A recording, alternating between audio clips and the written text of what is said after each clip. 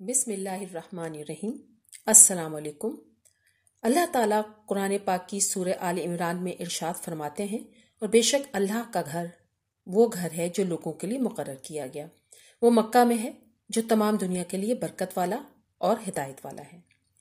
کیا آپ جانتے ہیں کہ دنیا میں سب سے پہلے اللہ تعالیٰ نے اپنا گھر خانہ کعبہ کو کس طرح اور کب بنایا؟ کیا یہ بات سچ ہے کہ اللہ تعالیٰ نے خانہ کعبہ کو پیدا کیا؟ اور خانہ کعبہ کی تعمیر سب سے پہلے کس نے کی؟ اور خانہ کعبہ کا حج اور طواف کرنے والے سب سے پہلے کون لوگ تھے؟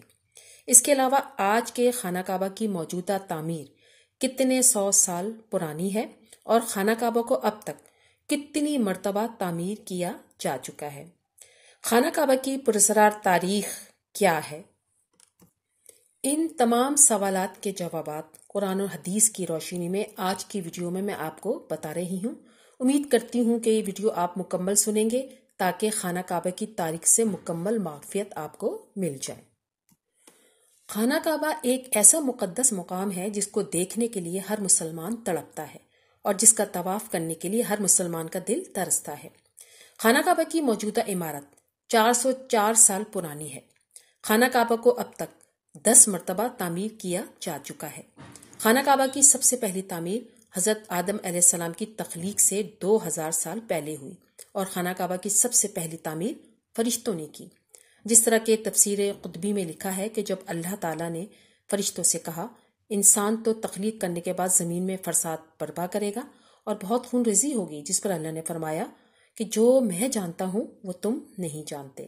فرشتے یہ گمان کرنے لگے کہ اللہ تعالیٰ ہم سے ناراض ہو گیا ہے، اور اس وقت فرشتے اللہ تعالیٰ کو راضی کرنے کے لیے اللہ تعالیٰ کے عرش کے نیچے طواف کرنے لگے اور اللہ پاک کی تسبیح بیان کرنے لگے، تو اللہ تعالیٰ نے ان پر رحمت نازل فرمائی اور اپنے عرش کے نیچے خوبصورت اور حسن و جمال والا گھر تعمیر کیا۔ یہ 4 ستونوں پر قائم تھا، اور یہ گھر فرشتوں کے درمیان بیت المعمور کے نام سے متعارف ہوا۔ جس طرح کہ اللہ تعالیٰ نے سورہ طور میں بیت المعمور کا ذکر فرمایا۔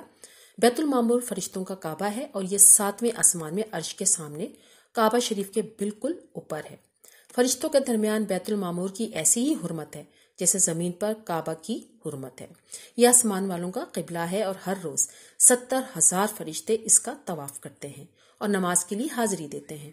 جو فرشتے ایک بار بیت المعمور میں طواف کر لیتا ہے یا نماز پڑھ لیتا ہے، اس کے بعد دوبارہ اس کو کبھی موقع نہیں ملتا، بلکہ ہر روز نئے 70,000 فرشتے بیت المعمور میں حاضری دیتے ہیں، اللہ تعالیٰ کی عبادت کرتے ہیں۔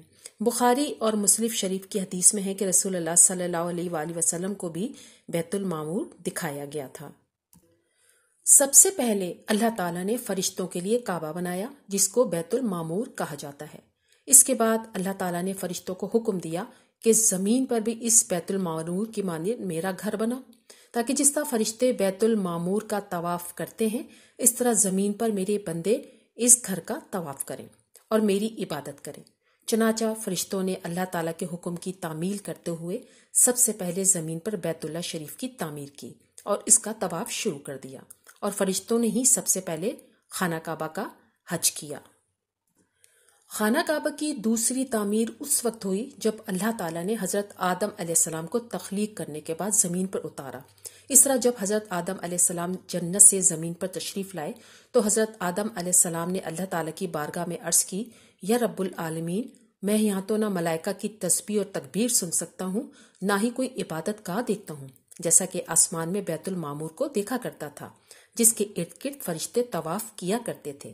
حضرت آدم علیہ السلام کی یہ فریاد سن کر اللہ تعالیٰ نے حضرت آدم علیہ السلام سے فرمایا کہ جاؤ، جہاں پر ہم نشان بتائیں وہاں کعبہ بنا کر اس کے ارد گرد طواف بھی کر لو اور اس کی طرف منہ کر کے نماز بھی ادا کیا کرو۔ حضرت جبرائیل علیہ السلام کو اللہ تعالیٰ نے حضرت آدم علیہ السلام کی رہبری کے لیے ان کے ساتھ بھیجا۔ چنانچہ حضرت جبرائیل علیہ السلام اللہ تعالیٰ کے حکم کے مطابق حضرت آدم علیہ السلام کے ساتھ چل پڑے اور انہیں اس مقام پہ لائے جہاں سے زمین بنی تھی، یعنی جس جگہ سب سے پہلے زمین کی جھاگ پیدا ہوئی تھی، اور پھر وہی جھاگ پھیل کر پوری زمین بنی۔ اس مقام پر حضرت جبرائیل علیہ السلام نے اپنے پر کو زمین پر مارا تو 7 زمینوں تک خانہ کعبہ کی بنیاد ڈال دی، جن بنیادوں کو فرشتوں نے 5 پہاڑوں کے پتھروں کی مدد سے بھرا اور ان بنیاد پر چاروں طرف دیواریں کھڑی کر دیں۔ ان 5 پہاڑوں میں کوہ لبنان، کوہ طور، کوہ جودی، کوہ ہرا وغیرہ بھی شامل تھے۔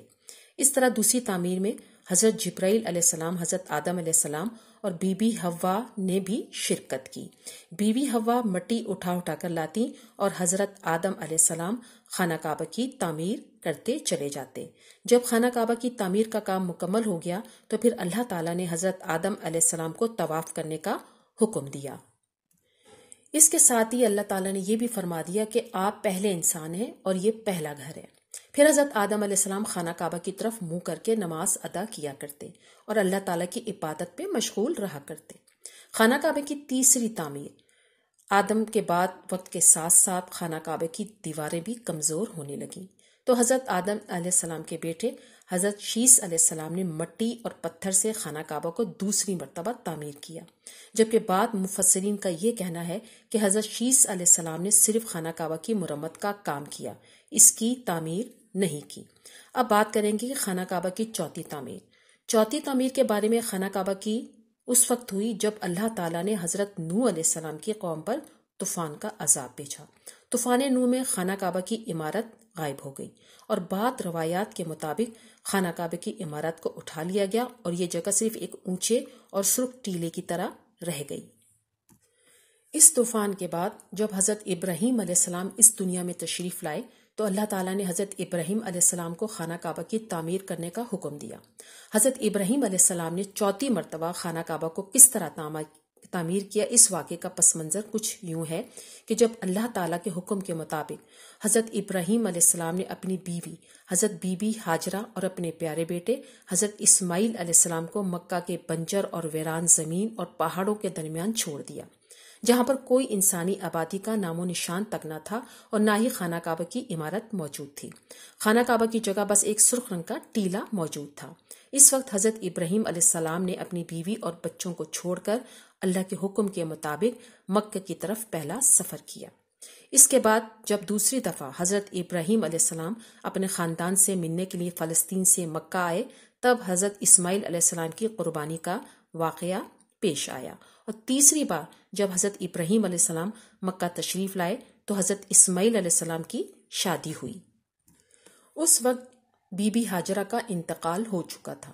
چوتھی مرتبہ جب حضرت ابراہیم علیہ السلام مکہ تشریف لائے تو آپ کی ملاقات آپ کے بیٹے حضرت اسماعیل علیہ السلام سے نہ ہوئی۔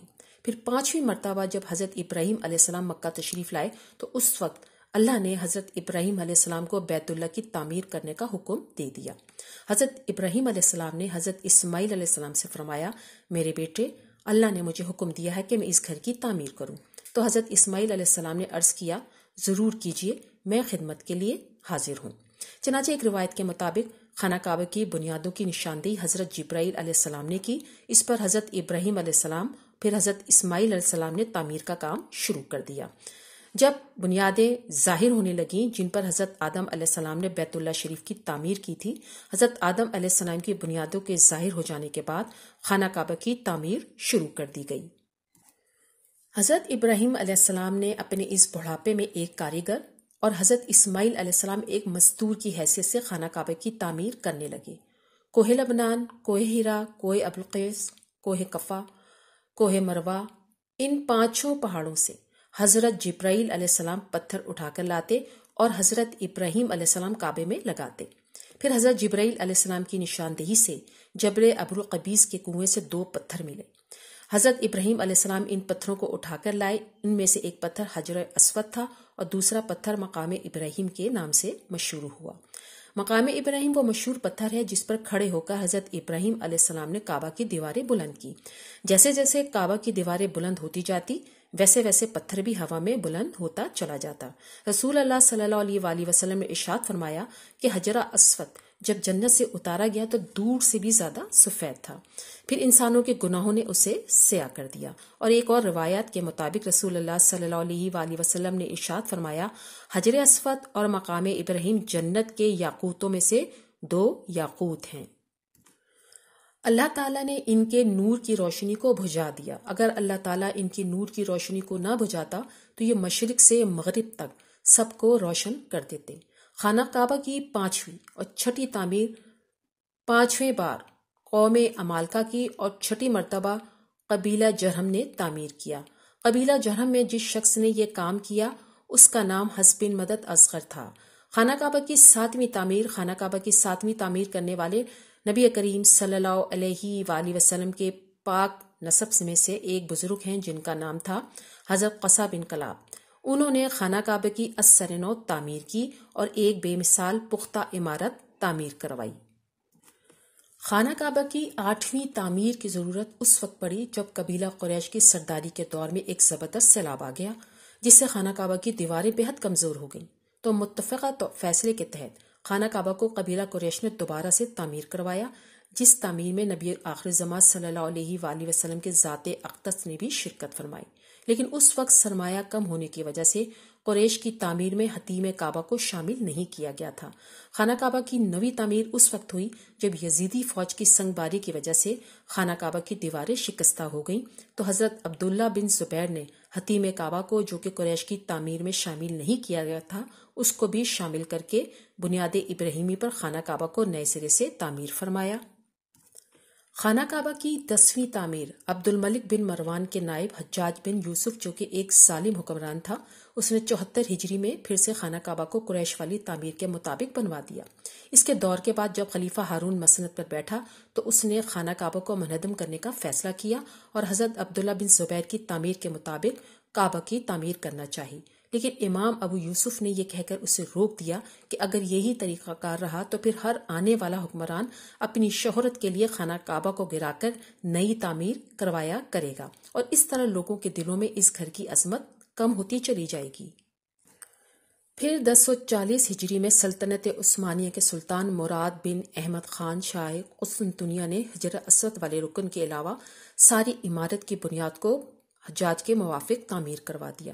اس تعمیر کا کام 6 ماہ کے اندر مکمل ہوا۔ اس نے خانہ کعبہ کے اندر سنگ مرمر کا پتھر لگوایا اور نہایت ہی خوبصورت چھت بھی بنوا دی اور باہر کی دیواریں سنگ خارا میں چنی گئیں اور نہایت ہی نفیس اور ریشمی سیاہ رنگ کا پردہ خانہ کعبہ پہ ڈالا گیا جس پر کلمہ طیبہ تحریر تھا اور سنہری لفظوں میں سلطان کا نام بھی لکھا ہوا تھا۔ اس طرح سلطنت عثمانیہ کے بعد شاہ فہد بن عبدالعزیز نے سن 1417 کو بیت اللہ شریف کی تجدید کا کام شروع کیا، لہٰذا اس طرح خانہ کعبہ کی موجودہ عمارت کم و بیش 404 سال پرانی ہے کیونکہ یہ عمارت 1040 ہجری میں بنی۔ آخر میں اللہ تعالیٰ سے دعا ہے کہ اللہ تعالیٰ ہم سب کو حج بیت اللہ کی سعادت بار بار نصیب فرمائے، آمین ثم آمین۔